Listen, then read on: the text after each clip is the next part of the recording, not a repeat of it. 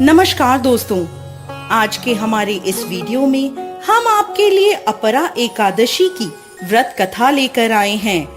एक समय की बात है, युधिष्ठिर महाराज भगवान श्री कृष्ण से पूछने लगे, हे माधव, ज्येष्ठ मास के कृष्ण पक्ष में आने वाली एकादशी का क्या नाम है तथा इसका क्या महत्व है, मुझे विस्तार पूर्वक बताइए।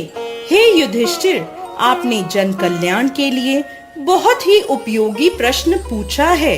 ज्येष्ठ मास के कृष्ण पक्ष में आने वाली एकादशी का नाम अपरा एकादशी है। यह एकादशी प्रेत योनि में गई हुई जीवात्मा को मुक्ति प्रदान करती है। इसलिए इस एकादशी के दिन अपने पूर्वजों का ध्यान करते हुए व्रत का पालन करना चाहिए। पुरातन समय में महीध्वज नाम का एक महान राजा राज्य करता था। वो बहुत ही धर्मात्मा था। उसके राज्य में प्रजा सुख पूर्वक निवास कर रही थी। उनका छोटा भाई वज्रध्वज अत्यंत क्रूर और अन्यायी था। राजा महीध्वज की लोकप्रियता से वो बहुत चिढ़ता था और द्वेष के कारण एक दिन उसने एक ऐसा कुकर्म किया जिसकी कल्पना भी असंभव है। रात्रि के समय वह महल में गया और उसने अपने भाई महीध्वज की हत्या कर दी और उसके शव को बेरहमी से नगर के बाहर एक पीपल के पेड़ के नीचे गाड़ दिया।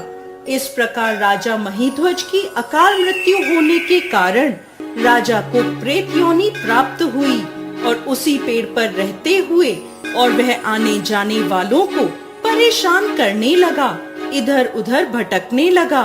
एक समय ईश्वर की इच्छा से महान ऋषि धौम्य उसी पीपल के पास से गुजर रहे थे। तब उन्हें उस प्रेत के होने का आभास हुआ। अपने तपोबल से उन्होंने उस प्रेत को देखा और यह भी जान लिया कि उसकी यह दुर्दशा कैसे हुई थी। उदार मन वाले ऋषि ने प्रेत की योनि में रहने वाले राजा को पेड़ से नीचे उतारा और उन्हें परलोक विद्या का दान दिया। करुणा से वशीभूत होकर ऋषि ने राजा को प्रेत योनि से मुक्ति प्रदान करने हेतु अपरा एकादशी का अनुष्ठान किया और उन्होंने एकादशी का पुण्य फल राजा को अर्पित कर दिया। इस पुण्य फल के प्राप्त होते ही राजा महीध्वज की प्रेत योनि से मुक्ति हो गई और वह ऋषि को धन्यवाद देते हुए दिव्य विमान में विराजमान होकर वैकुंठ को चले गए। कथा को समाप्त करते हुए भगवान श्री कृष्ण कहते हैं, हे युधिष्ठिर, जो भी व्यक्ति अपरा एकादशी का श्रद्धा और निष्ठा पूर्वक पालन करता है वह असीमित पुण्य संचित करता है। यह एकादशी ब्रह्म हत्या, भ्रूण हत्या, धन संचय के लिए शास्त्रों का अध्ययन, गुरु की निंदा आदि पापों से मुक्ति प्रदान करती है।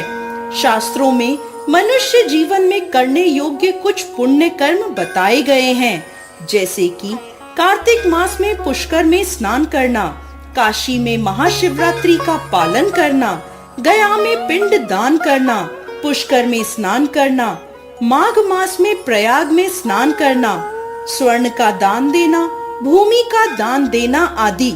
वर्तमान समय में जो व्यक्ति यह सभी पुण्य कर्मों को नहीं कर पाते वह इन सभी का फल अपरा एकादशी का व्रत और पूजन करके प्राप्त कर सकते हैं। व्यक्ति को अपरा एकादशी के व्रत का पालन पूरी निष्ठा पूर्वक करना चाहिए। जय श्री हरि विष्णु।